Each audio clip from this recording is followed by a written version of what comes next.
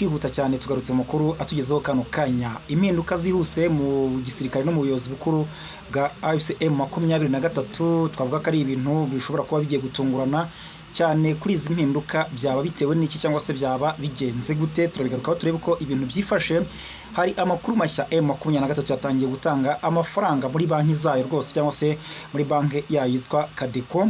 Iyi ngiyi ikaba yarafunguwe na M23 mu bihe byashize nyuma yo kubona ko leta ya Kinshasa yafunze amabanki yose mu mujyi wa Goma ndetse no bice bitandukanye byegereye uyu mujyi muri Rucuru, Masisi n'ahandi, nyuma yo ko M23 ihafashe, bityo abaturage bakabura serivisi zitandukanye zerekeranye n'ishoramari cyangwa se zerekeranye n'amabanki muri rusange. Ubu rero hari amafaranga M23 cyangwa se yatangiye gutanga inguzanyo. Biteye bite byose turaje tubigarukaho turebe uko ibintu byifashe, hanyuma kandi tuze kugaruka ku birebana n'uko M23 naho igeze iva Uvira no mu nkengero zaho ubu ngubu byifashe bite, imaze kugera hehe nk'uko byamaze gutangazwa ku mugaragaro.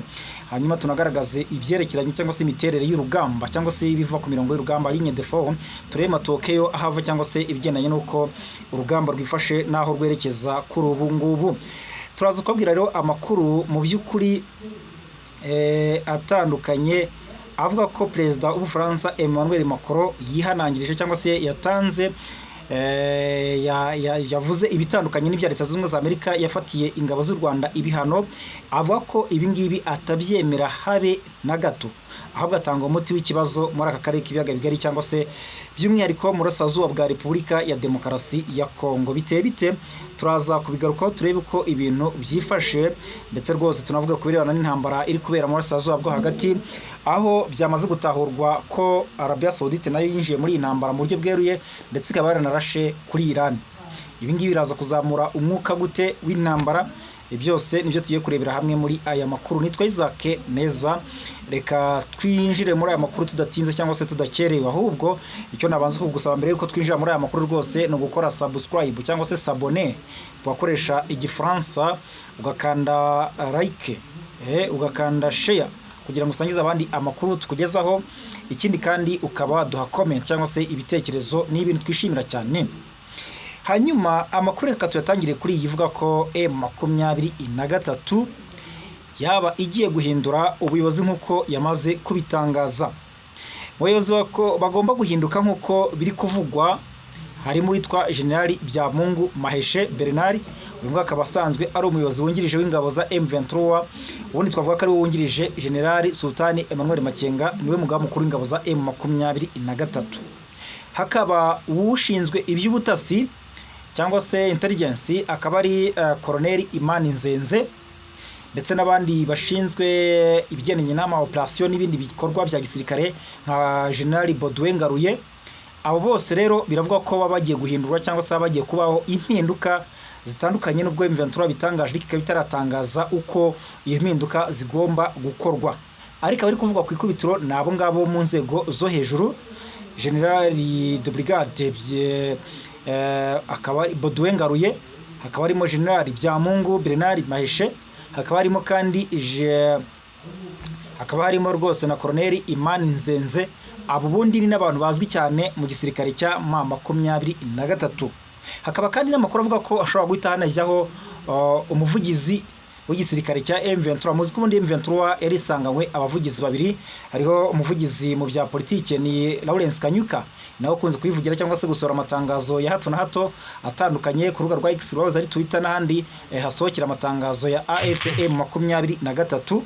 Uwo ngo rero kaba amaze igihe akora wenyine nyuma yuko uwitwa Lieutenant Colonel Wiringoma yishwe n'igitero cya drone hariya Irubaya, n'ubundi hagenzurwa na M23. Igitero cyari kigambiriye abayobozi bakuru ndetse bikanavuga ko hari mu bari bagambiriwe kwicwa harimo na General Sultani Emmanuel Makenga, umugaba mukuru w'ingabo za M23, ariko kiza guhitana Lieutenant Colonel Wiringoma, umuvugizi mu bya gisirikare. Byatumye rero umuvugizi mu bya gisirikare amara igihe kinini adahari. Ubu muzi ko nyine hari abavugizi babiri, ni Lawrence Kanyuka ndetse na Dr Oscar Barinda umwungije, bombi bakora mu bya politiki. Biravuga ko rero nawe ashobora guhita ashyirwaho muri izi mpinduka ziri kuvugwa vuba ahangaha rwose bidatinze. Mu bari guhihwiswa bashobora gushyirwaho nk'abavugizi, baravuga ko umuntu witwa Colonel Nsabimana arazwi cyane mu bigendanye n'urugamba, ashobora kuba umuvugizi mu bya gisirikare, hari abari kuvuga bati ashobora kuba Colonel Kazarama winjiye mu gisirikare cya M23 mu minsi yashize nyuma y'uko yari amaze igihe atakibarizwamo. Ibyo byose bikaba biri kuvuga ko bashobora kuba bahitwamo cyangwa se batoranywamo umuvugizi mu rwego rwa gisirikare. Hanyuma reka twihute cyane tujye ku makuru yandi avuga ko M23 yatangiye gutanga cyangwa se yatangije igikorwa cyo gutanga inguzanyo ku mugaragaro cyangwa se kemerera abashobora kwaka inguzanyo no kuba babitsa muri banki yitwa Kadeko ku mugaragaro. Mu by'ukuri bapfa kuba bujuje ibisabwa nk'uko amategeko agenga iyi banki abivuga. Reka tubanze dusome cyangwa se tugaruke kuri iyi nkuru. Iravuga ko banki Kadeko yafunguwe na AFC M23 nyuma y'uko leta ya Repubulika Demokarasi ya Kongo yari imaze igihe yarafunze amabanki yo mu bice uyu mutwe wa M23 ugenzura, bakaba batangiye gutanga serivisi z'imari ku batuye mu mujyi wa Goma. Mu mwaka ushize ubundi nibwo AFC M23 yafunguye kiriya kigo cy'imari cyitwa Kadeko nyuma y'uko leta ya Kinshasa yari imaze gufata icyemezo cyo gufunga banki mu mujyi wa Goma ndetse na Bukavu, aho M23 imaze kwambura igisirikare cya leta ya Kongo, nubwo atari cyo gusa kuko icyo gihe yambuye ingabo nyinshi cyane cyangwa se coalition nini cyane. Yari irimo abacanshuro ba Wagner, yari irimo Sadeke, yari irimo FDLR, yari irimo FDNB, yari irimo FARDC ubwayo, yari irimo Wazalendo. Hari coalition nini cyane rwose. Abangaba M23 ibambura umujyi wa Goma, inabambura Bukavu. Icyo gihe rero mu bikorwa leta ya Kinshasa yihutiye gufunga kuko niyo ifite access yayo ni amabanki. M23 agiye gushakisha igisubizo cy'uko abaturage bajya babona serivisi z'imari, nibwo yatekereje igikorwa cyo gufungura ikigo cyitwa Kadeko gikora nk'amabanki. Kuri ubu rero rwose amakuru avuga ko ubundi ku itariki 11 Gicurasi nibwo M23 yafunguye gishe ebyiri mu mujyi wa Goma mu muhango wayobowe na Vice Guverineri w'Intara Kivu y'Amajyaruguru ushinzwe ubukungu n'imari, akaba yitwa Shadrack Amani, washyizweho na AFC M23. Uyu muyobozi rero akaba yaragaragaje ko byari ngombwa ko ziriya gishe zifungurwa, ahubwo asaba abaturage kugirira icyizere Kadeko bagafunguramo za konti, buri muturage akagira konti y'imari rwose. Uyu muyobozi rero hakaba kandi umuyobozi w'inama y'ubuyobozi bw'iyi banki akaba ari Kabasha Amani, yasabye abaturiye Goma ko batangira kwizigama muri iriya banki ndetse bagatangira no kwakamo inguzanyo nta kibazo na kimwe bafite. Ati abaturage bashobora kutugirira icyizere kuko iyi banki ni banki y'abaturage, ni iyabo. Rero turabasaba kuza kwizigama ndetse no kwaka inguzanyo byihuse. Iyi ni banki y'abaturage, yemwe n'ufite amadolari 10 cyangwa 20 yaza kwizigama. Turasaba abaturage bakora ubucuruzi buciriritse, abamama bacuruza inyanya n'ibindi bintu byorohereje kuza gufungura konti zabo, kubera ko nk'uko twabivuze banyigamije kwizigama ariko nanone no gufata inguzanyo. Banki yatangiye gutanga inguzanyo, abamama bakora ibintu byoroheje baze ku bwinshi bafata amafaranga yabo imbere hariya, baze bayafate babyaza umusaruro serivisi za Kadeko nko gufata inguzanyo nto. Rero umuyobozi mukuru w'iriya banki akaba ari Javani Dusabe Sangano, we yavuze ko mu zindi serivisi iriya banki iri gutanga cyangwa se igomba gutanga harimo kwakira imisoro n'amahoro, koherezanya amafaranga ndetse no kuvunja amafaranga y'abanyamahanga. Byose Kadeko ngo ikaba igomba kuzajya ibikora guhera ubu ngubu. Hanyuma rero uyu muyobozi yavuze ko uyu muntu ufite ingwate nk'inzu cyangwa se ikibanza cyangwa se ikindi gikorwa runaka yemerewe kugana iriya banki ikamuha inguzanyo, mu gihe abadafite ingwate bo basabwa kujya bishyira hamwe bagakora itsinda kugira ngo babone inguzanyo. Nuko nguko rero ibintu bitera urumva ko ibikorwa bya M23 bikomeje kugenda byaguka rwose, ku buryo abari gutekereza ko M23 yarekura ibice ndetse bikazaba nk'uko byabaye 2013 ubwo yarekuraga umujyi wa Goma bagahungira mu Rwanda no muri Uganda. Rwose abantu bakwiye kuba babyibagirwa. Niba umuntu ashobora gushyiraho banki akaba ashobora gukorana n'ikigega mpuzamahanga cy'imari, birumvikana ko aba afite uburyo ki ashyigikiwe kandi akaba afite n'uburyo amaze gufata ibice runaka mu buryo bwizewe nka leta. Reka tunavuga ko kandi mu yandi makuru ari kuvugwa kugeza ubu rwose nyuma y'uko M23 irekuye ibice bitandukanye, ibice birimo Sange, ibice birimo Kabunambo, ibice birimo Ruvungi, ibice birimo Kiriba n'ahandi hatandukanye. Ubu ngubu amakuru agaragaza ko M23 noneho ku mugaragaro yamaze kwemeza ko yamaze kugera mu birometero 75 uvuye mu mujyi wa Goma wa Uvira.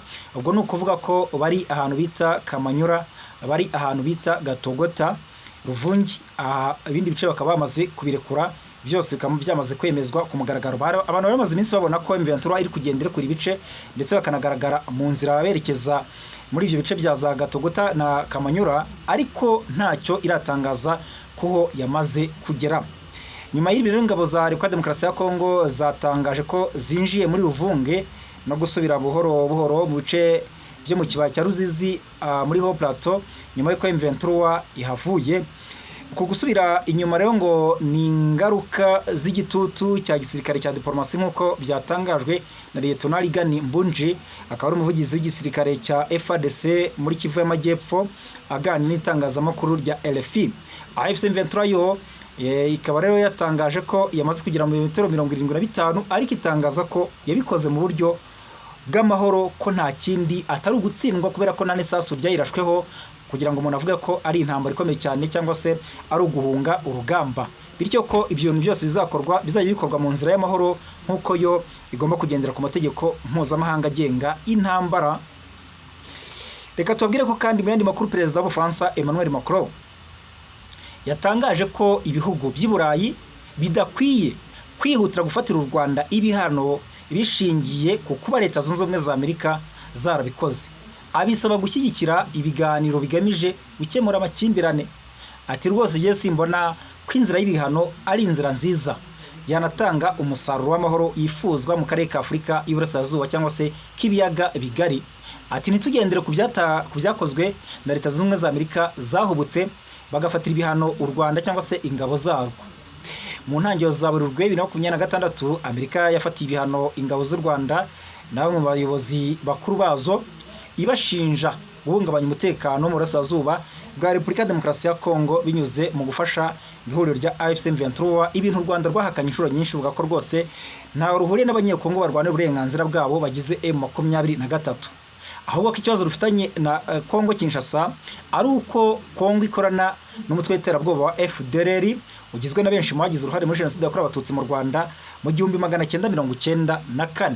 Uyu mutwe ukorera mu mashyamba yo muri Kongo hafi n'umupaka w'u Rwanda, ibyatumye u Rwanda rushyiraho ingamba z'ubwirinzi, naho ruhera rutangaza ko izi ngamba zitavaho mu gihe cyose Leta ya Kinshasa igikorana n'uyu mutwe w'iterabwoba mu burasirazuba bw'igihugu cya Kongo. Rero u Rwanda rwasobanuye kenshi ko rwose rudafasha M23 kandi ko nta ruhare rugira na ruke mu guhungabanya umutekano wa Repubulika Demokarasi ya Kongo.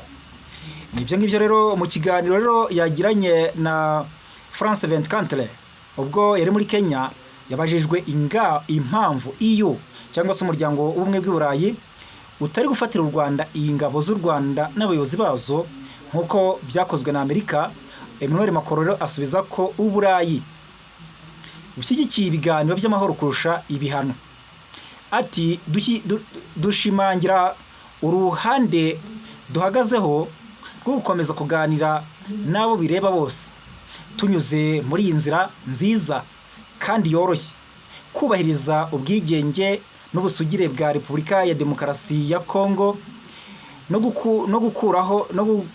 gukurayo ingabo zose, nta nubwo ari abanyarwanda gusa bari ku butaka bwa Kongo. Perezida Macron kandi yatangaje ko nubwo Leta ya Demokarasi ya Kongo ikwiye gusubizwa ibice itagenzura mu burasirazuba bwa Kongo, inagomba gusenya umutwe w'iterabwoba wa FDLR ufite umugambi wo guhungabanya umutekano w'u Rwanda. Ati rwose mbona ko Kongo ikintu ikwiye kwihutira mu byo igomba gukora harimo no gusenya umutwe wa FDLR. Yatanze igitekerezo cy'uko igihugu cyo mu karere cyafatanya mu rugamba rwo kurwanya imitwe y'iterabwoba nibangamira umutekano w'akarere muri rusange. Perezida Paul Kagame, Macron na Felix Antoine Tshisekedi bakaba baritabiriye inama y'abakuru b'ibihugu na za guverinoma y'ubufatanye bwa Afurika n'Ubufaransa, Africa Forward Summit iri kubera i Nairobi muri Kenya kuva ku itariki 12 Gicurasi 2026. Rero nuko nguko Macron we abona ibintu aravuga ati rwose ibigendanye nuko u Rwanda ruhora rufatirwa ibihano, ndetse ukasanga ibyo bishishikaje bamwe na bamwe mu bihugu bikomeye, ati nge ntabwo ariko mbona ibintu, ahubwo nta kiro kimwe cyakemura ibibazo bitanyuze mu nzira nziza y'ibiganiro. Andi makuru avuga ko byatahuwe ko Arabia Saudite yagabye igitero gikomeye cyane, ibitero byinshi kuri Iran mu gusubiza ibyo Tehran cyangwa se Iran yayigabagaho mu ntambara yatangijwe na Israel ndetse na Leta Zunze Ubumwe za Amerika, ariko benshi bagatangaza ko intambara ikubiza icyuya Leta Zunze Ubumwe za Amerika. Iby'ibi bitero rero bikaba byaragizwe ibanga, ariko Reuters yanditse ko amakuru yizewe ifite ari uko Arabia Saudite nayo yagiye isubiza ibitero byinshi cyane kuri Iran, kandi ko byagize ingaruka nyinshi kuri Iran. Bagatangaza kandi ko ibi bitero bya Arabia Saudite Amerika ibifitemo uruhare rukomeye cyane mu by'ukuri nk'uko iyi Reuters ibitangaza. Uretse Arabia Saudite, Wall Street Journal nayo yatangaje ku itariki 11 Gicurasi ko na Leta Zunze Ubumwe z'Abarabu nazo zarashe kuri Iran mu kwirwanaho. Abarakaba abazi iby'iki gitero rero bakaba bagaragaje ko Arabia Saudite yamenyesheje Iran iby'ibi bitero yagendaga iyigabaho byose, kandi ko yayitangarizaga ko igihe cyose izajya igaba ibitero hariya muri Arabia Saudite nayo izajya yirwanaho mu buryo bwose bushoboka. Hanyuma Donald Trump we akaba yerekeje mu Bushinwa mu ruzinduko yitezweho kujyana ikiganiro na mugenzi we Xi Jinping ku ngingo zitandukanye zirimo ubufatanye mu by'ubucuruzi, umutekano mu karere k'uburasirazuba bwo hagati ndetse n'ibindi. Ariko harabona abanye batangira kuvuga bati buriya Trump yagiye gutakambira Ubushinwa avuga ati rwose mwatubabariye mukadufasha, mukareka gukomeza gushyigikira Iran ko ikomeje kutubiza icyuya, mukareka nibura hagafungurwa umuhora Hormuz, kandi bigizwemo uruhare n'ibiganiro kurusha uko byakorwa mu ntambara. Kuko haravuga ko Amerika ifite ikikango muri iki gihe aho imbaraga z'Ubushinwa ziri kugenda zizamuka, atari mu bukungu gusa ahubwo n'igisirikare cyayo cy'Ubushinwa kikaba nacyo gikomeye. Noneho wakongeraho ikigendanye n'Uburusiya nabyo bikabera ihurizo rikomeye cyane igihugu cya Leta Zunze Ubumwe za Amerika. Ariko bamwe bakavuga bati nanone Amerika yabonye ko aho yishyikira neza cyane ari Ubushinwa, kubera ko kuganira n'Uburusiya ntabwo ari ibintu burya bipfa korohera igihugu cya Leta Zunze Ubumwe za Amerika, cyane ko Amerika yagiye yitendeka cyane ku Burusiya, yewe bikanafatira ibihano Perezida Putin mu bihe bigiye bitandukanye, bityo rero kuba baganira na Putin bikaba ari ibintu bitapfa kuborohera. Rero mu byajyanye Trump hariya mu Bushinwa, nubwo harimo ibijyanye no kuganira ku bigendanye n'ubufatanye mu bukungu, hakaba harimo ibijyanye no kuganira ku ntambara cyangwa se umutekano muke mu burasirazuba bwo hagati, ariko haraburi kuba ko harimo no kuba yabagiye kwinginga Ubushinwa avuga ati rwose mureke gutanga umutahe cyangwa se umusanzu wanyu mu gushyigikira Iran, kubera ko ntabwo ari ibintu byazatuma iyi ntambara irangira vuba, kandi byakomeza gushyira akaga ku isi, kandi nanone isi nayo ikagenda igere ku mutwaro ku gihugu cyacu cya Leta Zunze Ubumwe za Amerika, bavuga ko ariko twateje akaga kari gutuma ibikomoka kuri peteroli bigenda bizamura ibiciro uko bwije nuko bukeye. Kugeza ubu rero ntabwo haramenyekana izindi mpamvu zatumye Perezida Trump agenda igitaraganya mu Bushinwa, nubwo hatangajwe ibyo, ariko arabari gukemanga ko haba harimo ibindi bigendanye no kuba yaba ari gusaba imbabazi Jinping. Nguko rero uko ibintu bifashe kugeza ubu ngubu intambara mu burasirazuba bwo hagati yo irakomeje, Israel na Amerika bafatanya mu kotsa umuriro kuri Iran, ariko nagerageza kwirwanaho mu mbaraga zose zishoboka ifite. Mukore subscribe, mukande like, mukande share, ubundi amakuru yacu rwose akomeza kubageraho 5 kuri 5 cyangwa se mu buryo bworoshye bwihuse rwose, kuko buriya iyo wakoze subscribe amakuru yacu akugeraho mu bambere. Rero mukomeze kugira ibihe byiza rwose mukurikiye amakuru yacu, amakuru agezweho, breaking news, amakuru y'ubusesenguzi, mukomeze kugira ibihe byiza.